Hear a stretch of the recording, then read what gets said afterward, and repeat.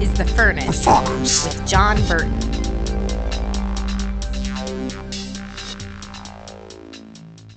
Hey everybody, hey, how about we talk about getting angry, mean, irritated about false teachers, false prophets, failed teachers, failed preachers, bad preachers. Let's talk about this.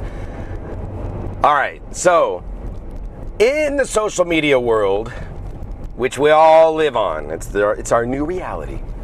I'm really kind of disturbed about a trend that I'm seeing, and I've seen it for a long time, so I don't even know if it's a trend. I think it is actually reality now, unfortunately. Many Christians do not seem to know how to appropriately deal with the issue of false prophecy or false teaching or false teachers or those who have failed, those who have fallen into immorality, or on and on and on, those that have different viewpoints theologically. And so what I'm seeing and have seen for far too long is, instead of appropriately dealing with the issue with sobriety, with fire, with passion, but with honor, with a tender heart, we're seeing people that they're vomiting all over anybody who fails or anybody who they determine, because they're obviously the final authority on truth, right? And so their opinion on who's right and who's wrong, and they just annihilate these people and speak nasty about them, and so we've seen failures recently and issues recently, and you think of what's happening with Todd Bentley, and recently with Benny Hinn, basically repenting over methodologies and ministry, and so we have all of this going on right now. And instead of Christians having a tender heart toward these people, while also standing for truth, they just get mean and accusatory, and of course they're always going to pull out the portions of Scripture where Jesus, brood of vipers, and am I saying there's never a time to get extremely direct? There are, but number one, boy, we're not Jesus, so we don't know the motives and intents, of everybody's heart that we're dealing with, and so we better be careful when we're jumping into that mode of ministry. Again, I'm not saying that it would never happen, but I'll tell you this: what I'm not seeing too often is just that heart for redemption. I'm not seeing that, and in defense of Rick Joyner, even though I wish he would have handled the situation with Todd Bentley recently better, in a different way, in his defense, he's extending mercy. Some people would say it's overreaching mercy. Okay, I get that. I understand that. That happens a lot. I deal with that. I really do. I deal with that, but I try to deal with it with a right heart. But he doesn't want to see Todd Bentley destroyed, yet so many other people do. And you can sense it, you can feel it. And so what I'm seeing is, with Benny Hinn recently, people just name calling. He's a snake. He's a deceiver. He's a liar. Look at all this in his history. He can't be trusted. And they're just assaulting him, and it's just a wrong spirit. And honestly, what's the point? Why would you do it in a mean-spirited way?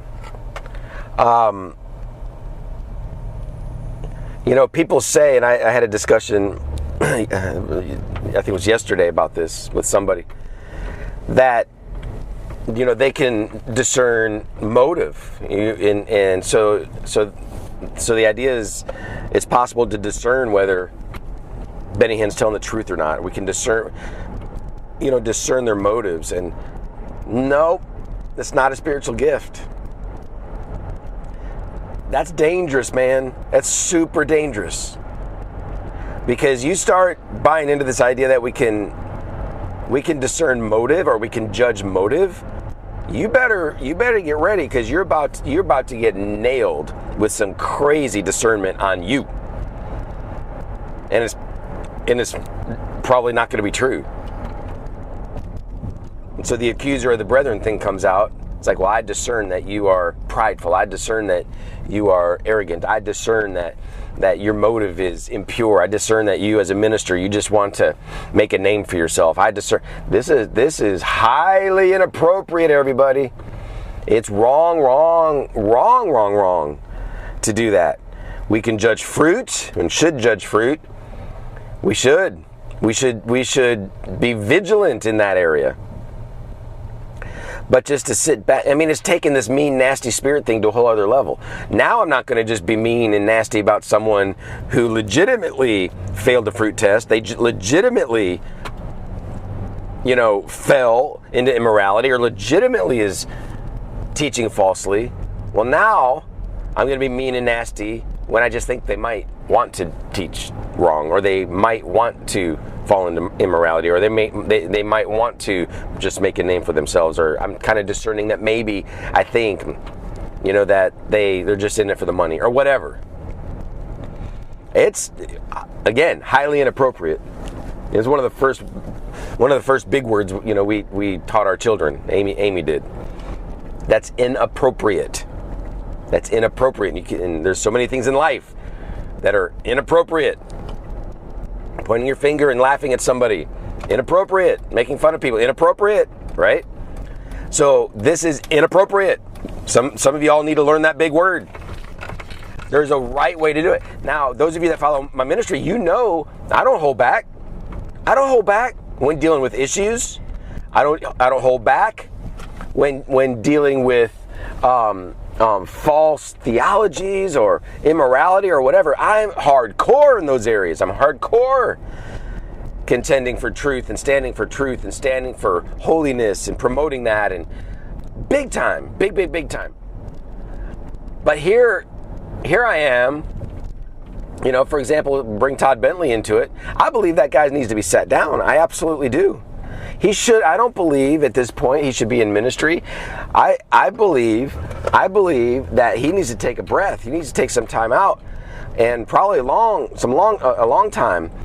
There's an investigation going on right now led by Michael Brown. That's awesome. And maybe take a break until that investigation's done. I think that'd be appropriate. That'd be good.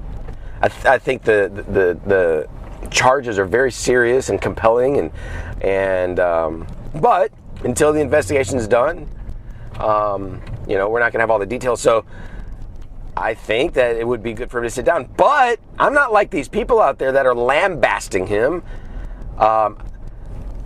in terms of not being redemptive. We can be direct. We can be hardcore in terms of standing for truth and morality and holiness and all that.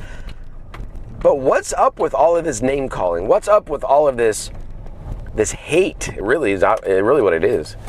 Why? What's the matter with you?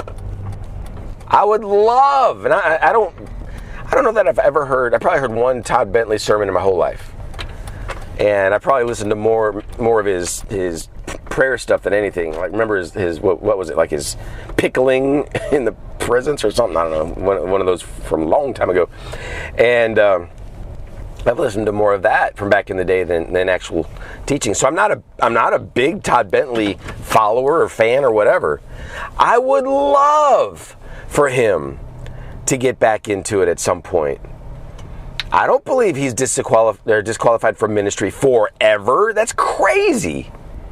I don't think so. But if the charges are true, he needs to be out of the mix for a long time. Get some serious personal ministry, and maybe think of Todd Bentley 10 years from now. What would that look like? Take a 10-year break, and all of a sudden God starts opening doors for him, and how cool would that be? So I think, I'm big into redemption. I totally am.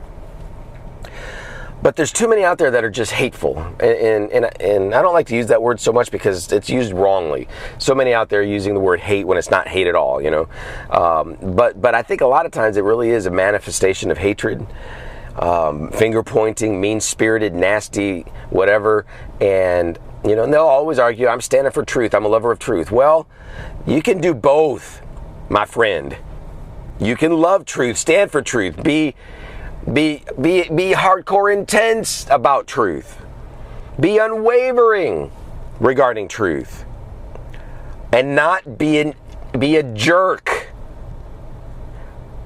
You can do both.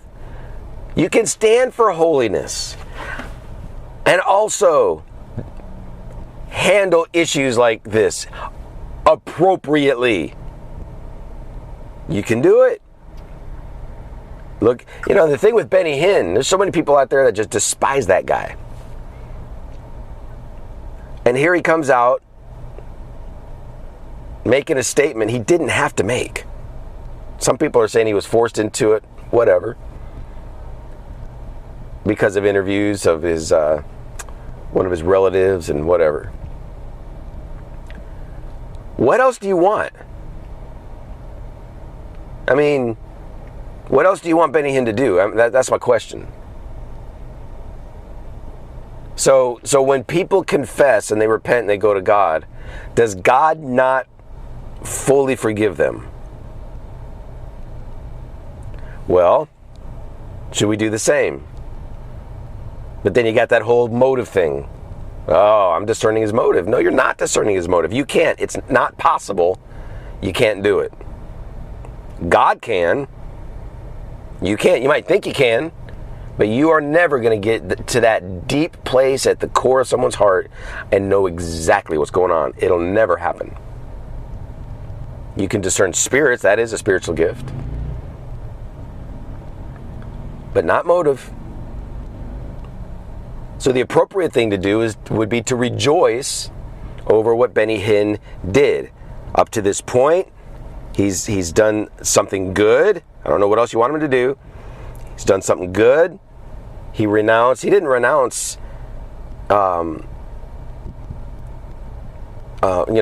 people, someone said, well, he's still asking for money. He didn't renounce that. Churches do that every Sunday morning. But he was renouncing wrong methods, tactics, and attitudes of the heart regarding money in the lives of ministers. What else do you want him to say? People have been begging for him to say that for years. Now he says it. Liar! Don't believe him. What else do you want him to do? So up into this point, I would say he's all good. 6 months from now, 5 months, 3 months, 2 weeks, 6 years, 10 years, 20 years, whatever, from now, it's another day. There will be an opportunity to judge fruit. But I'm just, I don't get it. And again, these people are all over the place on social media, which, by the way, if I can be so bold as to say, not everybody, but a whole bunch of you, the reason that you are only on social media with your opinions is because you've been disqualified from having a platform, because you don't know how to handle yourself. You don't know how to be honoring. You don't know how to be appropriate. You think you're this bold, prophetic, whatever, and you just haven't learned how to bridle your tongue. You haven't learned how to love and respect. You haven't learned these things. You haven't learned the nuances that go along with ministry. You haven't learned how you can be honoring and devoted to truth at the same time. You haven't learned how to do that. Yet you haven't learned the issues of gossip and slander, and you haven't learned how to put away that crooked finger. You haven't learned that. Again, we can deal with the hardcore stuff. We absolutely can.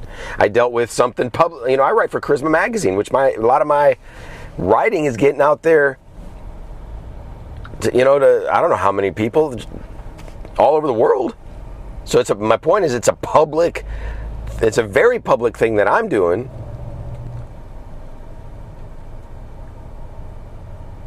And how important do you think it is for me to use that platform in a way that is appropriate? Because I know God will judge me if I handle that or any platform wrongly. So, for example, with the latest issue with Bethel Church, and there's a lot of things with Bethel that I do different, but I'm not the leader. There's a lot of their theology I don't agree with, but I'm not the leader. But I wrote an article, bold one, calling them out for a wishy-washy post regarding Christianity and homosexuality and the relation between the two. Called them out. But I was cheerleading them. I wasn't shaming them. I was bringing an important issue to the surface so it could be dealt with appropriately, fully believing and hoping that Bethel would do the right thing so as to eliminate confusion and to make it known what they believe. I was hoping for that, but I think today some people were hoping for the worst. They were hoping something very different. They don't like redemption. They want drama. And I was so pleased when they came out with a statement making clear what they believed. Yet people didn't like that. Listen, it would be easy for me to be all nasty and finger pointing toward Bethel because there's things that I just don't value that they do value. But I don't want to do that. If they ever venture into true heresy, which is a whole other topic, I dealt with that yesterday's podcast, I believe it was. Well, that's a whole other thing. But I was cheerleading them, hoping that they would do the right thing, and they did. But there's just too much nasty out there, too much mean-spiritedness, too little of appropriate response to situations, too much finger pointing, and this is coming from a prophetic messenger who I do believe that there will be names named, that there will be issues dealt with, that it's going to be legit, it's going to be hardcore, serious, difficult, all of that. I believe in all of that. That's going to be happening more and more as the end of the age keeps unfolding. But our heart has to be right. And if your heart's not right, you're going to get annihilated. And the judgment of God will be on you. And I don't want to be around you on that day. So I'd love to hear what you have to say about this. Remember, we don't judge motives, we judge fruit. We don't discern motives, we discern spirits. And we need to have a right heart about all of this. And I would love to hear what you have to say about this. Contact me on my website, burton.tv, or if this is on Facebook where you're listening to this, go ahead and leave some comments, and I'll talk to you next time. Thank you for listening to The Furnace with John Burton. You can access media, read articles, and partner with the ministry online at burton.tv. And by all means, share this podcast with those who are hungry for revival, reformation, and revolution.